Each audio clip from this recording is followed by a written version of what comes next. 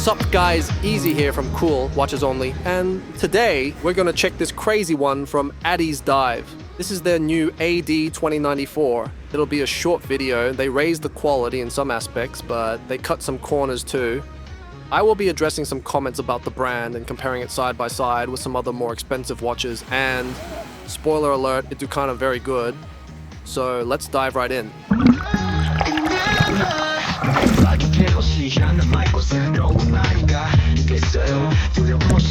Alright, let's get onto it. First, short unboxing today, guys. I lost the video of the unboxing, sorry, but yeah, nothing different from other Addies, same. If you're interested, you can check any of the other videos I've got from them on the channel.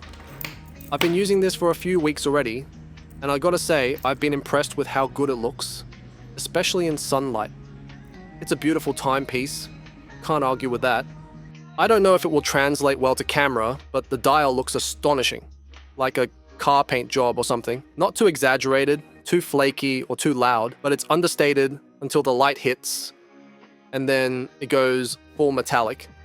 The glass distortions are just fine too. The general design is awesome. Well, this is heavily inspired by the Aquaterra. It's like a mix of the San Martin case with the Omega dial, kind of vintage looking glass, super simple case, and Addiesdive price. So let me give you all some specs. First, the crown is a tad small maybe. At 5.5 millimeters, it's kind of small for my taste. The diameter is 38 millimeters, nice for this kind of design. 13 millimeters in height, all 316 L stainless steel, solid build and mirror-like polished sides with fine brushing on the top and bracelet. It's very nice. They leveled up from the 2080. That one already had a nice finishing.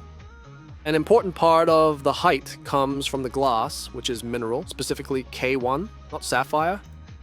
But I tested it against sand, and I'll show you that later on. Japanese Seiko NH35 automatic movement. This one runs 4 seconds fast per day, which is okay for me, so yeah. Other than the crown is small, not a big deal, but I would have loved if they made it a tad bigger. So, what else? You've got 3 colors, blue, gray, and green. I'll leave links in the description to their store, so check them out. The hands are really nicely done. They're not basic at all. They're faceted with brushed centers and mirror-polished edges. They catch light constantly, even in low angles or faint lighting. There's always a little glint showing up. The dial texture is seriously impressive. It never comes across as cheap, plasticky, or just printed. Depending on the light, it shifts from a matte look to a soft metallic glow. And sometimes it goes full on metallic. It never looks flat or fake or cheap, no matter how you look at it. I have some viewers always commenting that Addies are okay, but only for quartz, 50 bucks or so, and that for 100 you can get a Seastern or a San Martin or a Watch Dives. I mean, you do you, but you need to be aware of the advertising here on YouTube.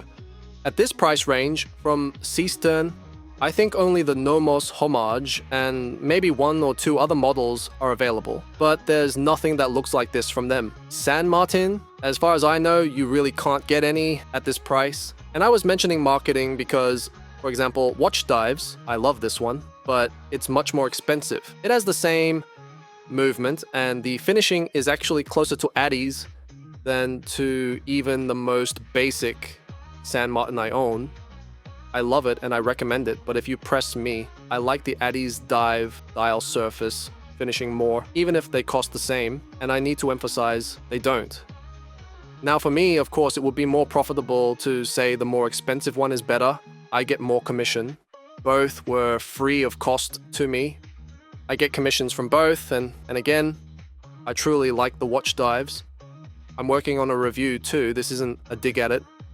I just want to suggest you keep an open mind with Addiesdive, give them a chance. And both of these watches get outclassed by Seastern in terms of finishing and price, but this is a completely different looking watch. They don't look anything alike at all. So if you're after something that looks like this one should definitely be high on your list, okay? All right, with that out of the way, I've got to say, Addiesdive has kept improving since the very first model I got from them. The caseback engraving is much softer now, and the text logo is more classy. I would love it if they could somehow place it on the caseback too, or do something about it. That's one thing Watch Dives has really nailed, and they use the same logo everywhere on the watch. When you use different logos here and there, it feels a bit disjointed.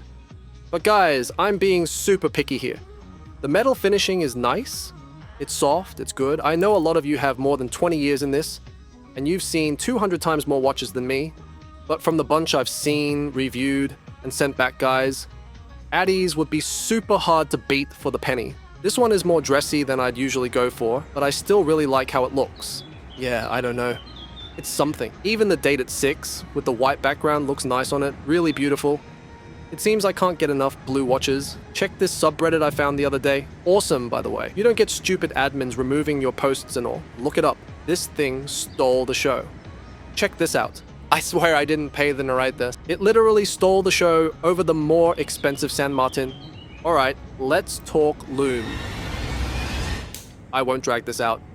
Addies has always been great with Lume, and this one's no exception. It's Swiss, super luminova, super bright, and it easily lasts through the night. If you had any doubts about whether this watch is worth the price, the Lume alone is already punching way above its class. Let's talk water resistance. It's not a diver, but it's still rated at 100 meters. Screw down caseback and screw down crown. You can shower with it, hit the beach, swim, snorkel, so even do some light diving. That's totally fine. Now, one of my main concerns was the domed crystal. It's hardened mineral, not sapphire, so yeah, you'll want to be a little more careful with it, but hey, if it breaks, it breaks. So I actually brushed it against some sand just to test it. And to be clear, I do not recommend you try this, but it didn't pick up a single scratch. So I think it'll hold up well over time. It might have some kind of sapphire coating or treatment. I'm not sure. Sand is coarse and unforgiving, but this crystal held up. Whatever coating it has, it's not strong enough to register on a sapphire tester. Still, I'd take this beautiful domed crystal over a cloudy or flat sapphire any day. Yeah, this one is definitely for wearing outside for sure. So, okay, let's try some straps. I bought this nylon leather. I thought it was sailcloth. It looks super nice and is a bit less stiff than the Stiffany here, but let's see. This one I think could improve with use. Okay, not the most comfortable. I'll leave the link in case you want it, but I wouldn't buy this again. It does look awesome though. Alright, let's try taking this from a summer watch to an ultra summer watch. This strap looks great, but honestly, I don't think it fully delivers. I've worn it a ton. Beach days, hot showers, you name it. And it's still just as stiff as when I first got it.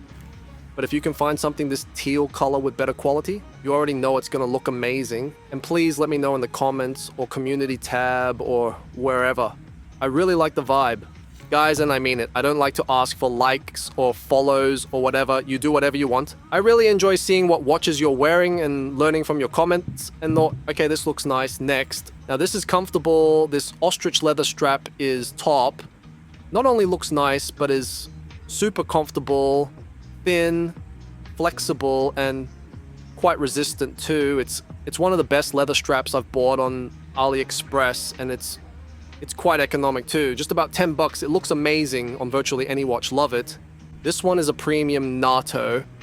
It's not expensive at all, and it looks quite good. Comfortable and super detailed. I like how it looks, and guys, pay attention. Some dudes will want to sell you these stuff for over 20 bucks.